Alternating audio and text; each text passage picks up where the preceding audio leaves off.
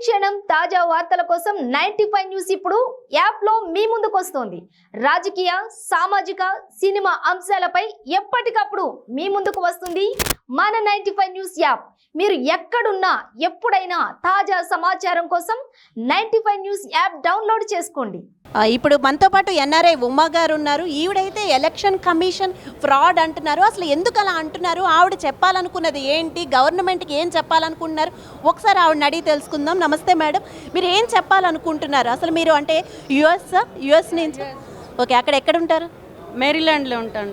Okay, మీకు ఎందుకు అలా అనిపించింది? అంటే ఇక్కడ ఇండియాలో ఎలక్షన్ కమిషన్ అది సరిగ్గా లేదు, ఈ ఫ్రాడ్ ఇవన్నీ మీకు ఎందుకు అనిపిస్తున్నాయి? Election commission is fraud in India. ఎందుకంటే మనకి ఫస్ట్ ఆఫ్ ఆల్ కరప్షన్ చాలా ఉంది. మనకి ఇండియాలో కరప్షన్ లేకుండా గవర్నమెంట్ ఎప్పుడూ రన్ అవ్వలేదు. మీరు యుఎస్లో చూసి డిసైడ్ అయ్యారా అక్కడ బాగుంది, ఇక్కడ ఇండియాలో ఇలా సరిగ్గా లేదు అని ఏమన్నా?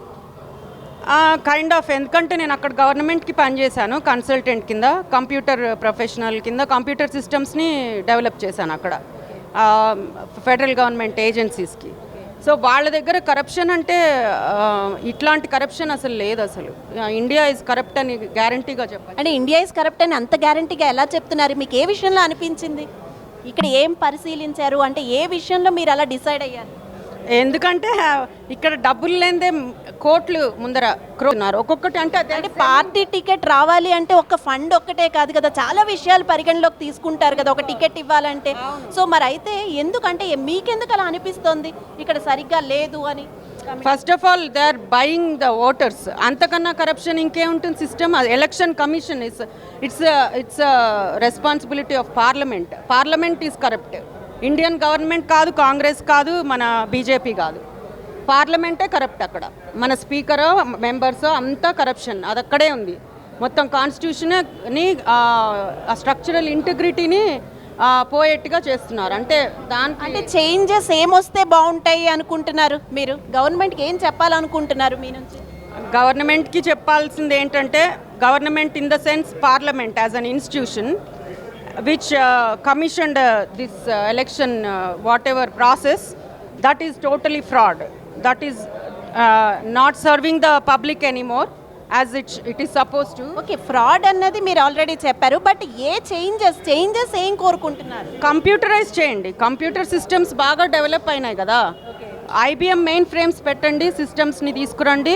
తర్వాత ఒక్కొక్కళ్ళ ఇప్పుడు మన యూనిక్ ఐడి ఏంటి, మనం చేసిన ఆధార్ కార్డు చాలా లూప్ హోల్స్ ఉన్నాయి దాంట్లో. మేము విన్నది ఏంటంటే double state Bihar and Telangana can have different, ఒకటే పర్సన్కి డిఫరెంట్ ఆధార్ కార్డ్స్ వస్తున్నాయి.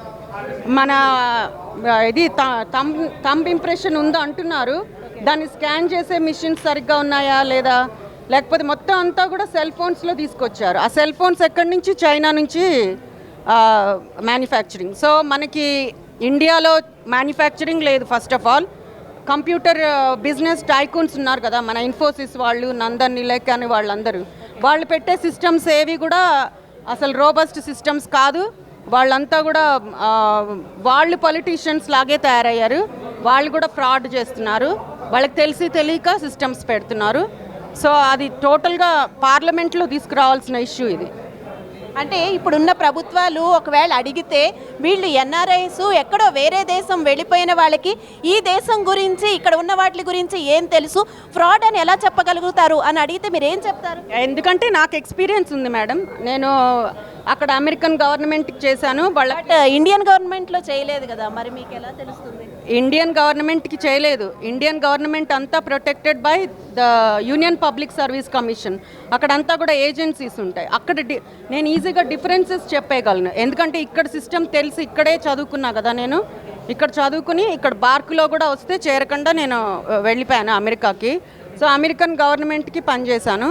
సో అందుకని అక్కడ సిస్టమ్స్, వాళ్ళ కాన్స్టిట్యూషన్ ఏంటి, వాళ్ళ స్ట్రక్చర్ ఏంటి, ఇక్కడ స్ట్రక్చర్ ఏంటి తెలిసిపోతుంది నాకు. సో ఈజీగా అక్కడ ఏజెన్సీస్ వర్క్ చేస్తారు. ఫెడరల్ గవర్నమెంట్ ఆఫీసర్స్ అంటారు, వాళ్ళు యూపీఎస్సీలా కాదు. అసలు UPSC union public service commission, Telangana public state commissions, ఇవన్నీ కూడా fraud along with election commission. All commissions from parliament. ఇంకా అది సీరియస్గా ఎన్ని కమిషన్స్ పెట్టిందో పార్లమెంట్ అన్నీ కూడా ఫ్రాడ్ సిస్టమ్సే ఇక్కడ. అక్కడ అంత ఫ్రాడ్ సిస్టమ్ ఏం లేదు అక్కడ. ఫ్రాడ్ ఎక్కడంటే capitalism. Main problem is capitalism in America. So అది వాళ్ళు బాధపడుతున్నారు, అమెరికన్ గవర్నమెంట్ కూడా బాధపడుతుంది క్యాపిటలిజంతో. ఇక్కడ మనకి ఇదేం క్యాపిటలిజం అసలు కరప్షన్, డబ్బులు ఉన్నాయి మన దగ్గర, అందరు పీపుల్ దగ్గర డబ్బులు ఉన్నాయి, కానీ దాన్ని ఈ విధంగా వాడుతున్నారు. ఏ కమిషన్ కూడా సరిగ్గా లేదు. ఎలక్షన్ కమిషన్తో సహా అన్ని commissions fraudulent. So that we should really focus on that. And I'm ready to serve the country. నేను ఎన్ఆర్ఐ అయినా కూడా నేను ఇక్కడికి వచ్చి నేను మన పబ్లిక్కి, మన ఇండియన్స్కి సర్వ్ చేద్దామని నా ఉద్దేశం. ఏ విధంగా సర్వ్ చేస్తారు ఒకవేళ మీకు అవకాశం ఇస్తే? నేను కంప్యూటర్ ప్రొఫెషనల్ని మేడం. సో నేను computer IBM main frames PC systems మీద చదువుకున్నాను. సో కంప్యూటర్ సిస్టమ్స్ అక్కడ పెట్టాను. పెద్ద పెద్ద రెగ్యులేషన్ ఏజెన్సీస్ని లీడ్ చేశాను కంప్యూటర్ సిస్టమ్స్ పెట్టి. సో అదేవిధంగా ఇక్కడ తీసుకురాగలం. ఇప్పుడు మనం రెగ్యులేషన్ సరిగ్గా ఉండాలి, కమిషన్స్ సరిగ్గా ఉండాలి, అండ్ దెన్ రీసెర్చ్ ఉండాలి, దాని మీద మంచి రీసెర్చ్తో రావాలి మనకి. అవన్నీ లేనప్పుడు ఇట్లాగే ఫ్రాడ్యులెంట్గానే ఉంటుంది. మన దేశం ఎప్పుడు బాగుపడదు. ఎప్పటికి బాగుపడుతుంది మన దేశం? ఎందుకు అంత టీవీలో మోసం చేస్తున్నారు? ఇప్పుడు రాహుల్ గాంధీ గారు ఎంత చెప్తున్నారు, ఏదో చేసేస్తున్నాను, ఏదో చెందుతున్నాను అని, ఏదో వాకింగ్ చేశారు కదా. అవన్నీ మనుషులకి ఎట్లా అనిపిస్తుంది? మాకు అక్కడ చూసిన వాళ్ళకి ఓ నిజంగా పాపం చేస్తున్నారు అని. ఇక్కడికి వచ్చేసరికి ఏముండదు, మొత్తం ఇగో ఇట్లాగా డబ్బులు, టికెట్లు కొనుక్కోవడం, ప్రజలకి పంచిపెట్టడం, ఓట్లు కొనుక్కోవడం, అంతకన్నా ఏముంటుంది మేడం? మన ఐఏఎస్ వాళ్ళని చూస్తే ఐపీఎస్. అంటే మీ అభిప్రాయం ఏంటి? టికెట్లు రావాలన్నా సరే డబ్బులు పంచిపెట్టాలి ఇక్కడనా? అవును, అంతే కదా. టికెట్ రావాలంటే అది వేరే కొత్త ఏం లేదు మేడం. దాంట్లో మీరు పార్టీ సిస్టమ్, అది పార్టీ సిస్టమ్. టికెట్ కావాలంటే డబ్బులు ఇవ్వాలి. మళ్ళీ ఓటర్ దగ్గర నుంచి మన ప్రజలకి నుంచి మనం ఓటు కావాలంటే డబ్బులు ఇవ్వాలి. డబ్బులు ప్రతి చోట డబ్బులు ఇట్లా వాడుతున్నారు. మన రూపీ వాల్యూ అసలు ఎంత దిగజారిపోయింది. మన అమెరికన్ డాలర్కి 83 రూపీస్. ఇప్పుడు ఒక డాలర్కి 83 రూపీస్. చూడండి మరి ఇంకా ఎట్లా ఉంది మన దేశ పరిస్థితి. చూడండి మన పొలిటికల్ లీడర్స్ ఎట్లా పోజులు కొడుతున్నారో చూడండి. మరి ఎప్పుడు బాగుపడేది? మీరు జర్నలిస్ట్, మీరు మనందరం కూడా కలిసికట్టుగా దీన్ని ఎక్స్పోజ్ చేయాలి. మనం పార్లమెంట్కి తీసుకెళ్ళాలి మనం ఈ ఇష్యూని. ఇది ఒక పెద్ద ఇష్యూ కింద పార్లమెంట్ ఈజ్ ఫ్రాడ్యులెంట్. అంతకన్నా గవర్నమెంట్ పడిపోవడానికి ఇంకా వేరే అక్కర్లేదు. అది మనం తీసుకొచ్చి టెక్నాలజీ కమిషన్ పెట్టండి. కమిషన్ ద టెక్నాలజీ పెట్టి కంప్యూటర్ సిస్టమ్స్ని పెట్టండి. ఎక్కడా కూడా మన మనుషులతో పని లేదు, మొత్తం కంప్యూటర్లే చేస్తాయి. మన కంప్యూటర్లో మనం డబ్బులు తిన్నామా లేదా కంప్యూటర్లో వచ్చేస్తుంది. ఎంత బడ్జెట్ కేటాయి. అంటే మీరు అనేది ఏంటి? ఇప్పుడు అభ్యర్థుల్ని సెలెక్ట్ చేయడం లాంటివి కూడా కంప్యూటరైజ్డ్ చేయాలి? Yes, of course, everything is automated. ఇప్పుడు మొత్తం ఆటోమేట్ చేయొచ్చు. ఆ ప్రాసెస్ని అంతా కూడా ఆటోమేట్ చేయొచ్చు.